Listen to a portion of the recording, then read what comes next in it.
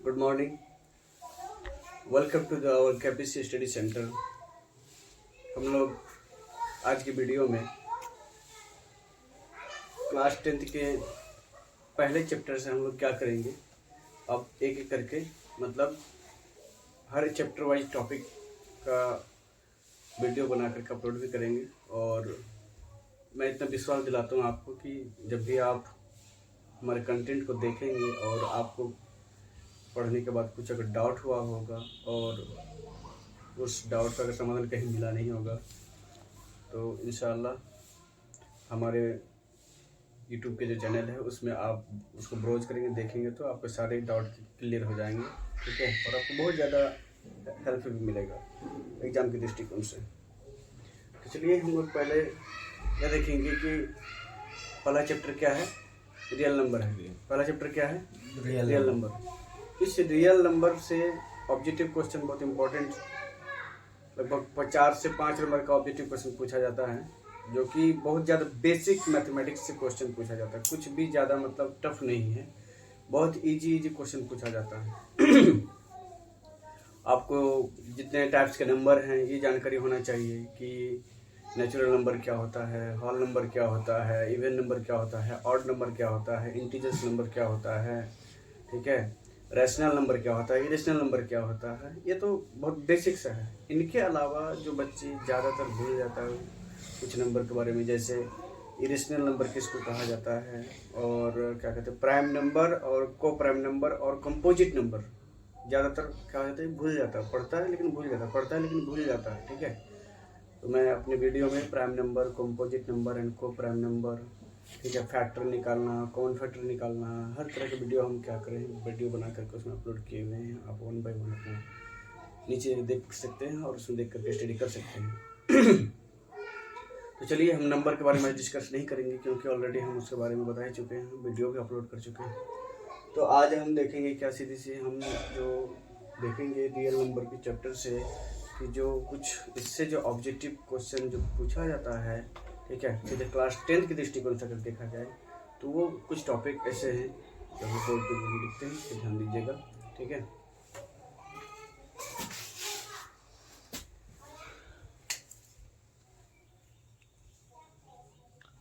पहला चीज़ क्या कि आपको कल भी बताए थे कि यदि दो संख्या दे रखा हो और उसका एलसीएम या एचसीएफ पूछें। यदि दो संख्या दे रखा हो और उसका एलसीएम या एचसीएफ पूछे तो उसके लिए सूत्र का प्रयोग कौन सा होगा, जल्दी बताओ। जैसे एचसीएफ इंटू एलसीएम बराबर ए इंटू बी। ठीक है, यही होगा, जहाँ ए और बी ये क्या है, दो कोई क्या है संख्या, दो कोई क्या है संख्या। ठीक है, दूसरा ये वाला हो गया।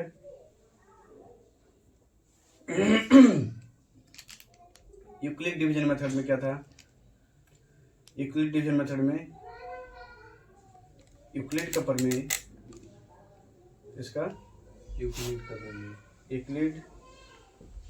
प्रमेय क्या बताता था, ये भी क्या होता था एक तरह का एचसीएफ ही निकालते थे, है कि नहीं है। लेकिन किसका प्रयोग करते हुए, यूक्लिड का प्रयोग करते हुए। यूक्लिड क्या बताता है, ए बराबर बी क्यू प्लस आर, ए बराबर बी क्यू प्लस आर। ठीक है, ज्यादा कुछ अभी तिगड़म कुछ करना ही नहीं है। ठीक है, सिंपल से बात, इतना ध्यान रखो, ए बराबर बी क्यू प्लस आर। यहाँ क्या है, ये क्या है B Q plus R. Example के तौर पे हम क्या करते हैं, एचसीएफ निकालते हैं। ठीक है, कोई नंबर बताओ, कोई नंबर बताओ। 225 135 225 135 225 और 35 135। ठीक है, इसका नहीं बताया, बहुत इजी है। ठीक है, एचसीएफ एलसीएम निकालने के लिए क्या है, 2 नंबर दे रखेगा। क्या करेंगे हम, उस 2 नंबर का किसी का एचसीएफ निकाल सकते हैं, किसी का एलसीएम भी निकाल सकते हैं। जब ये वो निकल जाएगा फार्मूला पुट करोगे, बना दोगे। इस पे देखो थोड़ा सा, 135 को जब 2 से गुना करोगे तो कितना है, 270 हो जाएगा। एक बार में इसको लगाओगे तो क्या हो जाएगा, 135 गुना 1 बराबर कितना हो जाएगा, 135। माइनस करोगे 5 से 5 क्या होगा, 0। 12 में से 3 गया 9। ठीक है, एचसीएफ में क्या करते थे, जो आपका रिमाइंडर बचता था, क्या बचता था, जो आपका रिमाइंडर बचता था, उसी से भाग लगाते थे आपका पहले वाला किसको, 135 नंबर संख्या को, जिससे भाग लगाए थे आपको आपने किसको, 225 को। अब 90 का 90 तो 180 हो जाएगा, फिर 90 का 90 इस तरह से भाग लगाएगा, कितना बचेगा, 45 बचेगा शायद, बोलो हाँ है ना। अब फिर 45 से भाग देंगे इस 90 को, यहाँ पे 2 बार में कटेगा, 45 दूना 90 लास्ट में 0 बच जाएगा, कट गया। जब तक शेष ना खत्म हो जाए तब तक क्या करेंगे, हम नहीं छोड़ेंगे। ठीक है। अब इसी चीज को इक्वलिक डिवीजन के प्रमेय का हमें क्या करना है, पुट करना है। ए बराबर क्या है, ये क्या है, ये है, ये क्या है, ये क्या है, बी है, ये क्या है, क्यू है। और जो शेष बचता है, शेष वो आर होता है, आर फॉर रिमाइंडर, शेष। तो ये पहला के लिए लिखेंगे क्या कि 225 बराबर 135 गुना 1 और प्लस आर कितना, रिमाइंडर कितना बचा था, 90। अब इसमें देखो 135 बराबर 90 गुना 1 प्लस 45 कितना, 45 अब अगला देखो कितना, 90 बराबर 45 गुना 2 प्लस 0, यहाँ पे 0 आ गया। ठीक है, इसको क्या कर देंगे, छोड़ देंगे। यही हो गया डिवीजन का क्या हो गया, फॉर्मूला। समझ में आया, यस सर। ठीक है, तो चलिए अगला सीधे आपका आ जाता है क्या, इस चैप्टर से क्या निकालने के लिए कि कोई नंबर दे रखा है। ठीक है, बोलेगा क्या, आप कॉल किया है जी, कॉल किया। अगला टॉपिक क्या है, इरेशनल नंबर, अपरिमेय संख्या। देखो अपरिमेय संख्या क्या होता है, आपको थोड़ा बहुत पहले भी बता चुके हैं कि अपरिमेय संख्या ऐसी संख्या जिसको हम पी वाई के रूप में लिख सकते हैं। ठीक है, मतलब हर एक संख्या को, हर कोई भी संख्या को हम परिमेय संख्या के रूप में हम लिख सकते हैं, सिवाय अपरिमेय संख्या को छोड़ करके। ठीक है, तो अपरिमेय संख्या की अगर बात करें, जैसे कि √2 हो गया, √3 हो गया, √5 हो गया, √6 हो गया।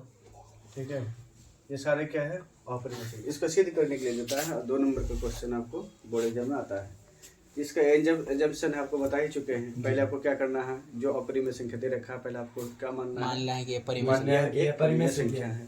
परिमेय संख्या मतलब जिसको पी वाई के रूप में हम लिख सकते हैं। लास्ट में जब इसको प्रूव करते हैं हमको क्या महसूस होता है कि इसको विरोधाभास महसूस होता है। ठीक है, मतलब आपको पकड़ना है कान, दाएं हाथ से बाएं को मतलब उल्टा, आपको घुमा फिरा करके सीधा ही आना है, वही चीज़ें है और कुछ भी नहीं। ठीक है, वो अपना थेथरोलॉजी लगा करके उसको प्रूव कर देना, कोई दिक्कत नहीं है। ठीक है, आराम से 2 नंबर आ जाएगा। उसके बाद आता है शांत और अशांत, शांत और अशांत, terminating and non terminating, terminating and non terminating. Clear है, टर्मिनेटिंग और नॉन टर्मिनेटिंग, शांत और अशांत का क्या कंडीशन है उसको देखो। यदि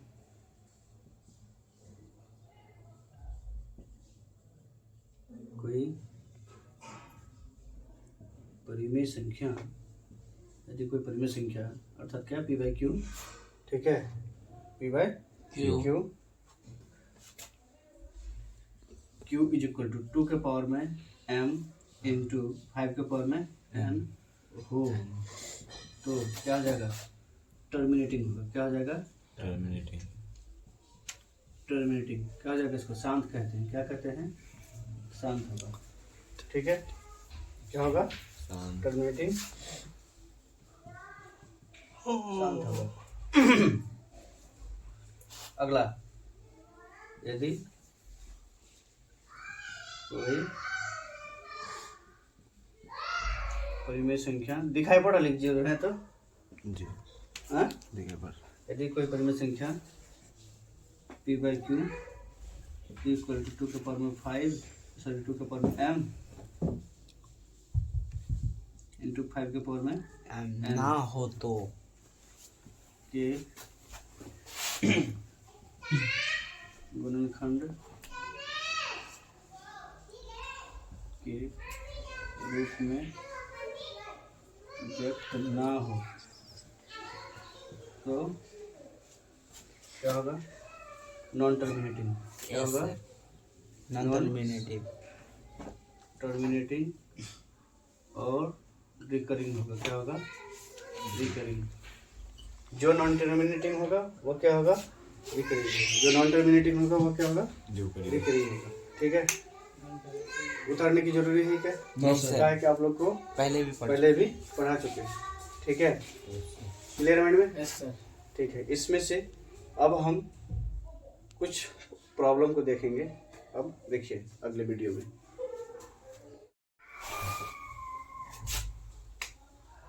उसे 5 मिनट का ये लगा दीजिए।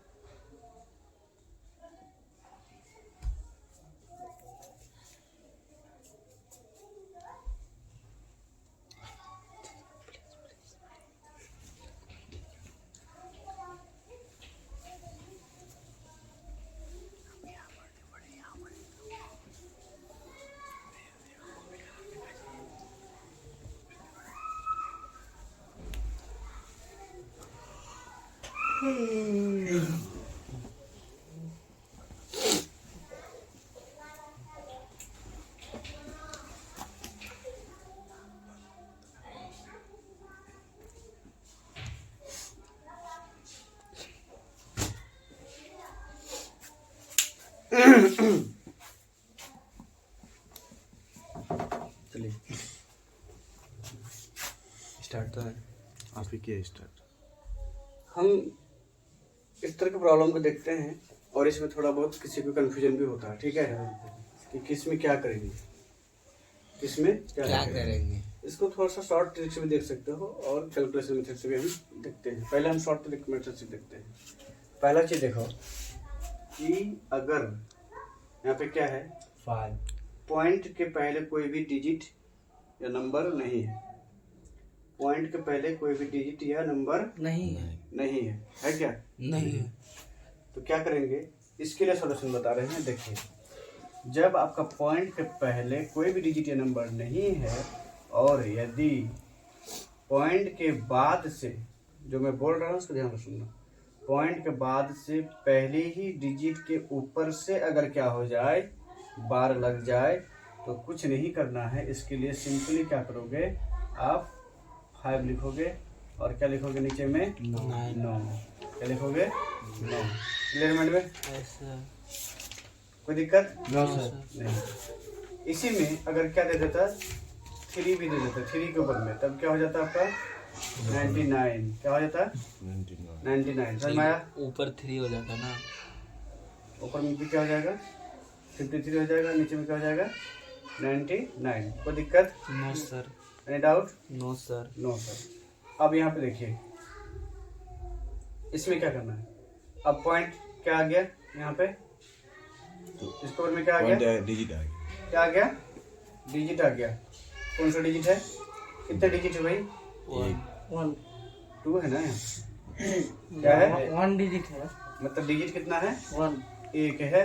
ठीक है, नंबर ऑफ डिजिट 1 है और डिजिट कौन सा है? 2 है। इस तरह से देखेंगे। तो अब यहाँ पे क्या करेंगे, पूरे लिखेंगे। क्या लिखेंगे भाई? 2 5 3 लिखेंगे। गाय के पॉइंट के बाद से लगातार दोनों संख्या के ऊपर में क्या है, दोनों अंक के ऊपर में क्या है? बार है। इसलिए क्या करेंगे हम यहाँ पे 99 लिखेंगे। क्या लिखेंगे? 99। और जो संख्या के ऊपर में जितना अंक तक उसके ऊपर में बार नहीं है, उतना अंक तक उसको क्या कर देंगे हम, माइनस कर देंगे। क्या कर देंगे? माइनस कर देंगे। समझ में आया? कोई दिक्कत? No sir. यहाँ पे मान लीजिए तो इसको माइनस करोगे तो कितना हो जाएगा? 251। Yes sir. और बट्टे कितना हो जाएगा? 99। मान लीजिए यहाँ पे क्या हो जाता है? 82 भी हो जाता है। क्या हो जाता है? 82 भी हो जाता है। तो इसमें 82 माइनस तब जाकर के क्या करते हैं यहाँ पे? इसके लिए लिख रहे हैं, इसके लिए लिख रहे हैं एक बार, ठीक है कि 82 53 होगा और बट्टे कितना हो जाएगा? 99 और Minus यहाँ पे माइनस 82 कितना हो जाएगा? 82 हो जाता है। माइनस कितना हो जाता है? 82। जो घटा करके होता है क्या होता है? उसका आंसर होता है। समझ में आया यहाँ तक? इसमें कोई दिक्कत नहीं है सर। तो आपने यह देखा कि अगर पॉइंट के बाद लगातार, पॉइंट के बाद अगर क्या है, लगातार आपका क्या है, बार चढ़ रहा है तो उसके नीचे क्या आ गया? 99। क्या आ गया? 99। और जहां तक बार नहीं चढ़ा हुआ है उस टोटल नंबर को लिखेंगे और टोटल नंबर में से जहां तक बार नहीं चढ़ा हुआ उसको क्या कर देंगे? हम माइनस कर देंगे। क्या कर देंगे? माइनस कर देंगे। समझ में आया? Yes sir. ठीक है, एक बार दोनों को उतार लो। इस दो प्रॉब्लम में अभी आपको कोई दिक्कत है तो पूछ सकते हैं, वरना हम आगे चलेंगे। नहीं सर। अब देखो पॉइंट के बाद बार कंटिन्यू चालू था, इसीलिए क्या होगा नीचे? 99। अब यहाँ पे क्या होगा? देखो पॉइंट के बाद क्या हो गया? यहाँ पे पॉइंट के बाद क्या हो गया? यहाँ पे बार छूटना शुरू हो गया। जैसे ही बार छूटेगा अब 9 के बाद क्या होगा? 0 आएगा। क्या आएगा? 0। चाहे 3 डिजिट के बाद हो, चाहे 4 डिजिट के बाद हो, क्या आएगा? 0 आएगा। ठीक है, यहाँ लगातार अगर पॉइंट होगा तो क्या होगा? लगातार 9 का रिपीटिंग होगा। ठीक है, इसके लिए देखो 3 से 14 है तो 3.14 है तो इसको पूरा क्या लिखोगे? 314 लिखोगे। ठीक है, क्या मतलब नीचे में क्या? नीचे में अब क्या आएगा? 2 डिजिट कोड क्या है आपका? 4 के ऊपर में बार है तो 9 लिखेगा और यहाँ पे क्या होगा? 0 आएगा। क्या आएगा? 0। अब माइनस होगा। क्या होगा? माइनस। इससे माइनस होगा, माइनस करोगे जितने के ऊपर में बार नहीं है उतना संख्या पूरा क्या होगा? 31। इतना माइनस होगा। समझ में आया? Yes sir. बोलो। जी सर। अब भाग लगा, माइनस करो तो इसका कितना होगा? 4 में से 1 गया, 3 कितना बचा? यहाँ पे 11 में से 3 गया, 8। यहाँ कितना बचा? 283 बट्टे 90। इसका बना सकते आप लोग? जी सर। बना, जल्दी फटाफट बना के दिखाओ।